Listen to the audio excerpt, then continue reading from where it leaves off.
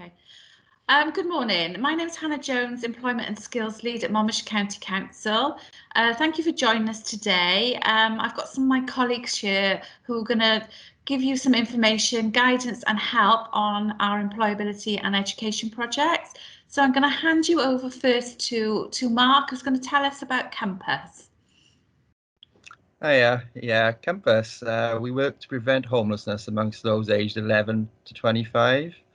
We help those that become homeless to find a more safe and secure accommodation, basically. And what we tend to do is work with them to identify and manage the issues that affect them most, that could be leading to them facing homelessness in the first place. So we work with them to find that more stable and safe environment to live in. Oh, brilliant. Thank you, Mark. And I'm going to hand you over to Rhiannon. Hi, Rhiannon. Hello. Hi. Inspire to Achieve is a school-based programme that supports young people at risk of becoming NEET in reaching their potential and create better outcomes in Monmouthshire through increasing engagement and progression in education, training and employment. Inspire to Achieve is driven by the NEET strategy in Monmouthshire, a great start for all.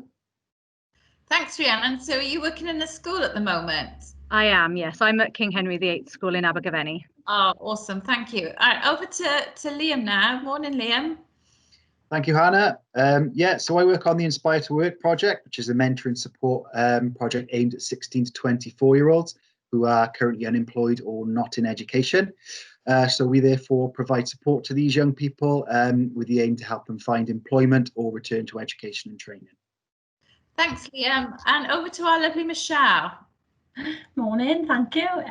Communities for Work Plus is a bespoke one-to-one service offering advice and guidance to residents of Monmouthshire who are unemployed or on 0 hours and looking for work or training. Brilliant, thank you, Michelle. And finally, Tristan. Morning. Skills at Work is a project that aims to support employed or self-employed people with a range of training and careers guidance. So whether it's changing your career, upskilling in your current career, or just exploring training, we can help. Fantastic. Thank you, Tristan. Right, I'm going to go back to Mark. So Mark, how does Compass help to prevent homelessness in Monmouthshire? Okay, so whether you're still in school or whether you've left it up to the age of 25, we'll work with you to identify what's impacting you most, which might lead you to facing homelessness in the first place. So collaboration is the name of the game here for us. And basically, we'll listen to you, we'll support you, and we'll build that specific support network around your needs, basically. So whether you find it difficult getting on with the family at home, struggling to make ends meet, or even facing eviction, we'll work with you because each support package is unique to each individual. So, as I say, collaboration, the name of the game, work with you, listen to you, and support you to get the right support you need. Oh, fantastic. Over to you, Rhi. Inspire to Achieve, what is the referral process for the programme and how long can a young person be enrolled on the programme with you at King Henry School? Okay, so referrals can come in a variety of ways from teachers and other professionals. The referrals are then supported with the early identification tool data that we take from the school SIM system. We look at a child's attendance, attainment, behaviour and other relevant factors. If a young person does not meet the threshold for our support, but professionals feel Inspire to Achieve support will be of benefit to the young person, a further professional discussion can justify the referral to the programme. The length of the time on the programme is determined by the needs of the students and the specific outcomes identified by the school. Brilliant, thank you, Rhiannon. That's really informative. Liam, back over to you. So how do you access support through Inspire to Work? Okay, so there's two different main ways that you can access support for Inspire to Work. First way is getting a referral from a professional support worker that you have. This could be a social worker, this could be a careers advisor, this could be a job coach within the job centres. Basically just needs to be a professional that supports you in some kind of capacity. The other way that you can access support to us is by going to our website, which the details are at the end of this video, and filling in the form on our online portal to access support that way, and then one of our workers will get in. Brilliant. So you're very much offering online support? Yeah, we are at the moment, yeah. Yeah, definitely. We're keeping in touch with our young people via online means as well. And like I said, just go to our website, pass on your details to us, and someone will get in touch and start offering support. Okay, thank you. Fantastic. So Michelle, back to you. Can you explain what someone would expect at their first time that they contact you? People might be thinking, oh, what is Communities for Work Plus about? Sorry, and you know, if they're feeling a bit apprehensive, what's that first contact about? Yeah, that first contact is very informal, so it's more or less a chat, just to get to know each other. It's as much for the client as it is for us as well. So basically, it's a chance for them to find out what Communities for Work is all about. And for us, really, it's just finding out what they've been doing and what they want to do. So it is just a little chat, and it's very informal. Fantastic, thank you. And Tristan, can you explain how people can access skills at work in Monmouthshire? Yeah, so people can self-refer to skills at work by emailing, phoning or texting. The contact details are at the end. We also have a support finder on our website, so people can fill in their details then. We can also accept referrals from work coaches and support workers. So if you are working with anybody, just mention it to them and then they can contact me. Brilliant, thank you. Back to you, Mark. You spoke earlier about how to help to prevent homelessness. So if a young person is homeless, how can Compass support them? First of all, it's important to remember that we often associate homelessness with people who are sleeping rough on the street, and it isn't just about that at all. It can include sofa surfing with friends, if you're living in a caravan, a tent. So basically, you can be classed as homeless if you just don't have a fixed, safe and secure abode, basically. Okay, and it's very important to remember that. If you find yourself in any of these situations, then one of the key things we can help with, when you come to us, we'll help you get registered with Monmouthshire County Council's housing team and help give you the support you need to find that accommodation. We appreciate this is quite a daunting experience, so we can be with you every step of the way. We can be the voice for you on the end of the phone. We can support you through the process. We can even speak alongside you to the housing team to get you registered, and then even talk to you for the process of how to bid for properties, etc., and so on. Okay. What's most important is getting you prepared to get into that accommodation then. So we'll give you the support you need to get those independent living skills, how to manage your money better, etc., so you can have a much more effective level of accommodation and feel that extra sense of security for yourself as well once you are accommodated. Thank you, Matt. It's really helpful. So back to you, Rhiannon. So picking up on the support theme, so what is the offer of support through Inspire to Achieve? Okay, so Inspire to Achieve can offer a variety of support centred on attendance, attainment, behaviour and wellbeing, with helping students reach their potential with all of those. The attendance support is through weekly and daily check-ins with the aim of the student showing a sustained improved attendance at school. I2A offers a range of nationally recognised qualifications through Pearson and Agoriad Cymru outside of core curriculum or the current programme of study. Wellbeing support is through regular pastoral support sessions which fit into a student's timetable at school. Inspire to Achieve alongside Careers Wales set up college visits, employer engagement visits and workshops with their choices for when they leave year 11. Brilliant, thank you. So leaving year 11, they could come away with a suite of qualifications from your project? Yeah, there's so many. We cover personal and social development. We can do home cooking skills, and we look at work skills as well. Yeah, there's a lot to do. Wow. Brilliant, thank you. Okay, back to you, Liam. So what support can you offer through Inspire to Work? You spoke earlier about our online support. What is the offer through the programme? Well, the main offer, like I say, is to support young people on their journey to find employment or to return to education. So this could be from the very start, where we help you build and write your first CV, or we can take a look at one that you've already got and help you improve it.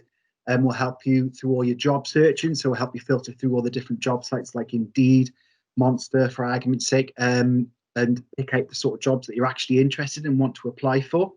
After that, then we'll actually help you apply for those jobs and make sure that your application is gleaming by the end of it.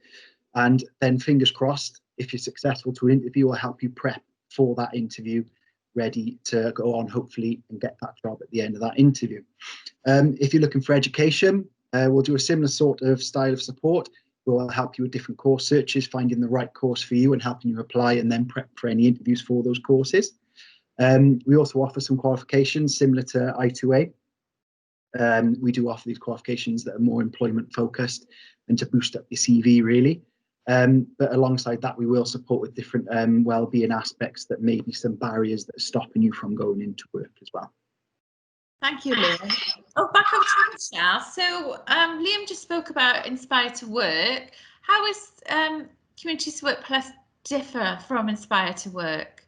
Yeah, two major differences really. The first being the age category. Inspire to Work support people between the age of 16 to 24, and Communities for Work Plus work with people who are 16 plus. So we've got no maximum age category. So, you know, we can deal with any age from 16 onwards. And secondly, the other difference is that Communities for Work Plus has got a barrier fund. So basically, we've got financial support that we can provide to our clients, so to overcome any barriers they may have into work or training. So barriers such as maybe even help with bus fare to interviews or clothing. We can help with supporting a shirt for an interview, or even when they get a job for in-work clothing, that sort of thing. So that barrier fund is key then to supporting that employment outcome? Yes, definitely. Yeah. It's lots of things really, and it is individual to the client's needs. So we always say, you know, to ask, and then if we can support in any way, we can certainly look at that. Brilliant, thank you. Over to you, Tristan. Can you help people who are unsure of what support they need, you know, when they come to your programme? Yeah, so part of our first meeting or phone call is just discussing the support we can provide. So I'll give people, I'll go through the employability and training support we provide, the list of courses on offer, and people can choose whatever suits them or whatever would be helpful for them. If people aren't sure, we can start by exploring skills and interests and take it from there. It's just seeing where that person is at the moment and kind of where they want to be. And if they're not quite sure, it's a case of taking it step by step. Brilliant, thank you. So it's very much focused around the person and what their expectations are and what courses could be on offer through your programme? Yeah, it's all person led, and there's no one size fits all. Brilliant, thank you. Okay, final question for you all now. So I'll go back to Mark. So what else can Compass help with? You know, we spoke earlier around preventing homelessness and the support you give, and if you are homeless and, you know, accessing services. So what else can Compass help with? Can you give us a bit more specific detail, Mark? Yeah, I mean, as I mentioned earlier, collaboration is the key word for us. So it's about the person, it's about their needs, what's going on for them, really. So as a partnership, developing that partnership with them, so they set the agenda, if you like, of what needs to happen for them, and we'll help them achieve that goal. So as we said earlier, you know, there's a whole range of things, whether it be things to do with your mental health, you could be just accessing things, you could be struggling with money, so you might just need to access a food bank to help support you with that budget for the week. So we're very lucky to be part of a very wider network of professionals who've got very specialist skills and knowledge, so we can link with your GP, mental health services, you know, a job centre, whatever you need really. And equally, just as my colleagues on this video now explaining, each and every one of their services as well. Wow, that's a lot of support on offer out there then. Mm-hmm. Yeah. Brilliant, thank you. Okay, Rhiannon, what are the outcomes that you achieve through the programme Inspire to Achieve with the young people you work with? Okay, so there's so many outcomes that we can achieve. There are three main ones for the Inspire to Achieve project. The first one being at reduced risk of becoming NEET upon leaving year 11. For this, we look at a sustained improvement in the pattern of attendance, about 10%, measured over a minimum of 10-week period. The second one is a successful engagement in curriculum and maintaining current level or improving current level of attainment across a student's curriculum in school, or a completion of a level 1 or a level 2 additional qualification. So the ones that we can offer fits perfect for that. A sustained improvement shown in wellbeing measured through the STAR assessment tool that we complete, and we do this over agreed length of time. So usually at the start, a couple of weeks, 6 weeks in, and then 6 weeks again, and we try to look for an improvement there. And finally, for the reduced risk of NEET, it's the behaviour. We can receive a letter from someone from school, a teacher, or wellbeing staff or senior member of staff, and they can explain how the student has improved their behaviour. Another one then is to complete a qualification again, so but this is at a higher level again, maybe. And then the final one is successful engagement in education, employment and training once students have left compulsory education. But again, there are so many other outcomes that we can gain from a student, softer outcomes, so confidence improvement, completing homework on time and things like that. So we can support our students with that. Brilliant, thank you, Ren. You spoke earlier about the word NEET. Is that Yes, sorry. Training and employment? What's NEET? NEET is not in education, employment and training, yes. So your project is to ensure that young people do enter education, training and employment? 100%, yes, that's what we're aiming for. Brilliant, thank you. Okay, back to you, Liam. How are you working with young people at the moment during COVID-19? Yeah, so as we said earlier, we are providing support to young people like from a distance, which includes things like meetings on Teams with them if we haven't got the outside space to meet them, over the phone, over email, over messaging, things like that. So we are still operating, we are still providing that support just at a distance. As I said, some of our workers do meet young people face to face in outside spaces at the moment, but with the weather getting worse and worse, we are hoping now within the next couple of weeks we're in conversations with our community hubs such as the libraries and the one-stop shops, leisure centres, for example, that will actually be able to use their services and use their buildings to be able to meet face to face again. Brilliant, thank you. And Michelle, can you explain, we spoke about the barrier fund earlier, can you explain how Communities for Work Plus is bespoke?